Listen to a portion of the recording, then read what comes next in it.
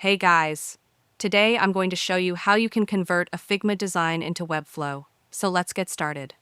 First, open your browser and go to figma.com. If you're new to Figma, sign up using your email or continue with your Google account. If you already have an account, you'll be taken straight to your Figma dashboard. Once you're on the Figma homepage, look to the left side where you'll find templates and tools. Click on it, and on the right side, go to the community search bar and type Figma to Webflow. After searching, click on the Plugins tab, and you'll see a list of available options. Find the Figma to Webflow plugin, it's free. Click on it to open the plugin page.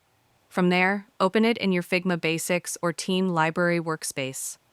Once it's open, you'll see the plugin inside your project. Click Next to go through the short introduction that explains the features and how it works. Now you can start editing your Figma design. Once your edits are complete, the plugin allows you to export your design directly to Webflow.